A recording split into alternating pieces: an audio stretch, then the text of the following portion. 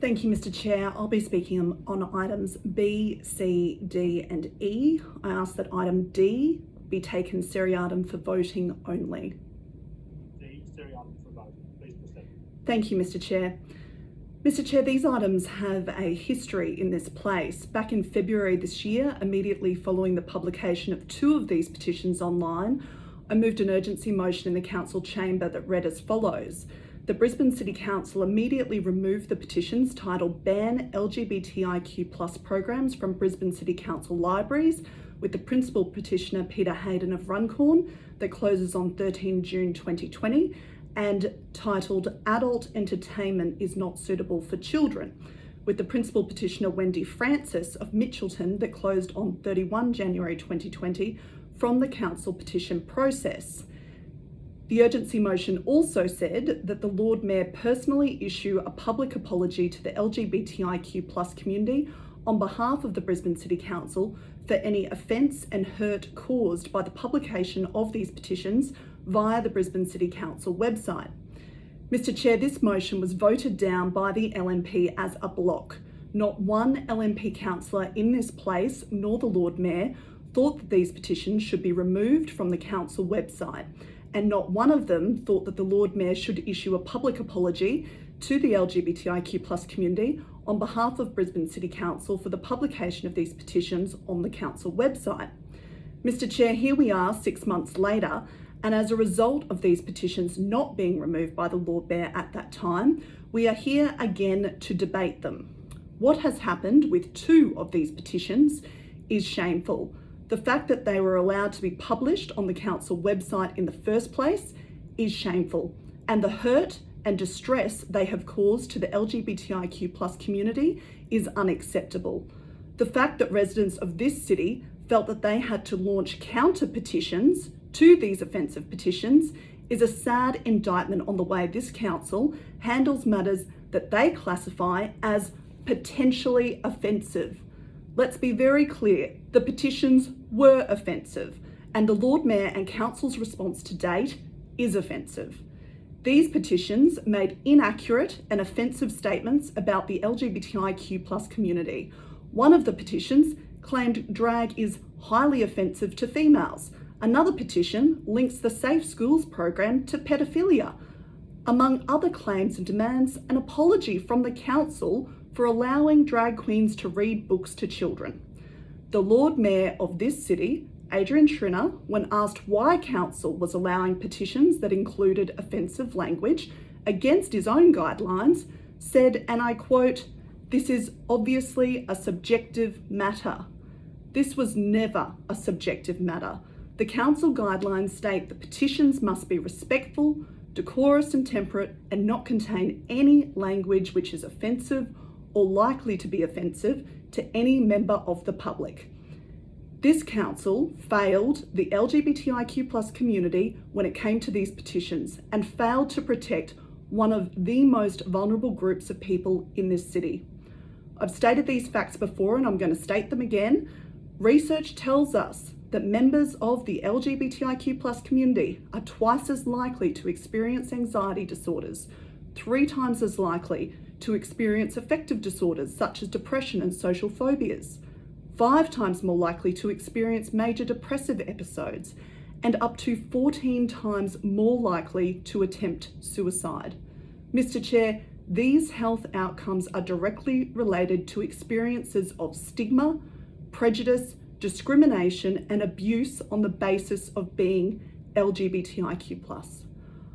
I also want to quote again in this place the words of 2 drag queens who hosted Rainbow Storytime.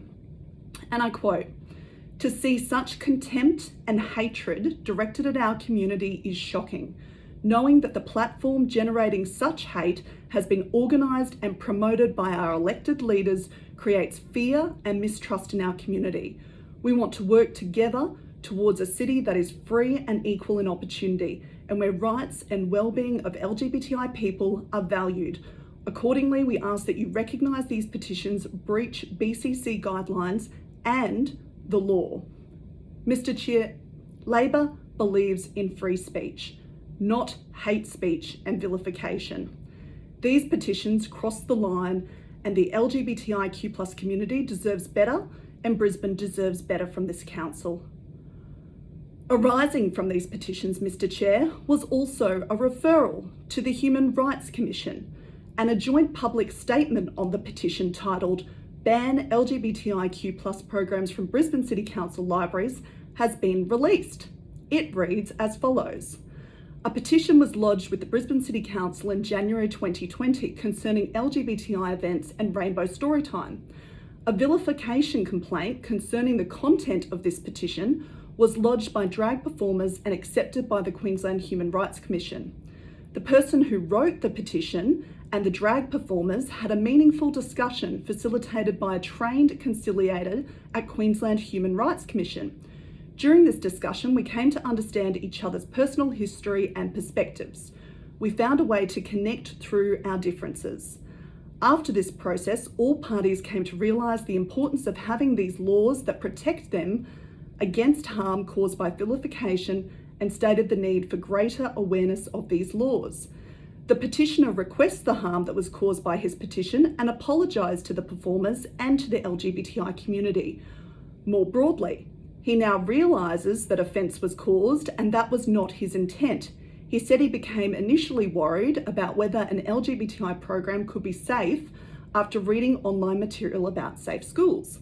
The apology of the petitioner was accepted by the drag performer. It continues, the statement continues, and again I'm going to quote, "This harm would never have happened if the Brisbane City Council had provided the petitioner with better feedback about the petition when he lodged it, including letting him know that it potentially breached the law and their guidelines and suggesting he talk to a lawyer. More accountability and better transparency should be expected from our elected representatives to aid democracy. Keeping government accountable is in everyone's best interest. If the petitioner had known the petition was potentially breaching the law and causing harm, he would never have sent it.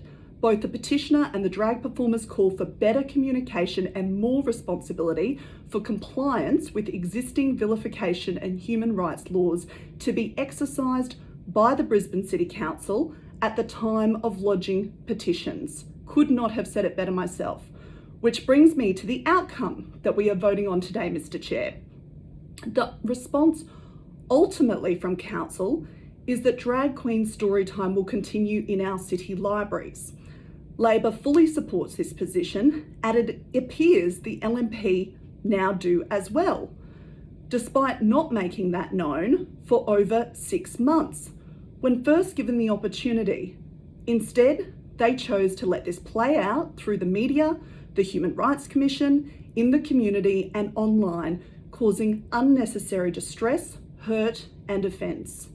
However, when it comes to the question of if the Lord Mayor should apologise or not, and if there should be the establishment of further policies to stop this from ever happening again, the LNP says no. No, the Lord Mayor should not apologise.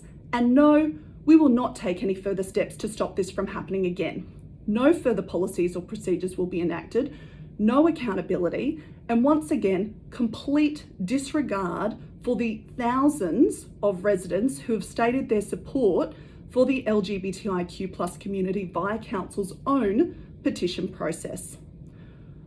Well, Mr. Chair, Labor says this is not good enough. And on behalf of my Labor colleagues in Council, I apologise unreservedly for the hurt and offence caused by the publication of these petitions on the Council website. This should never have happened and it should never happen again. I also offer my support to those affected by the Drag Queen Storytime protest at the Brisbane City Council Library on the 12th of January this year, some of whom are still suffering from that experience today. I am sorry. Please know that we stand with you, we support you, we respect you, we value you, and we always will. Thank you, Mr. Chair.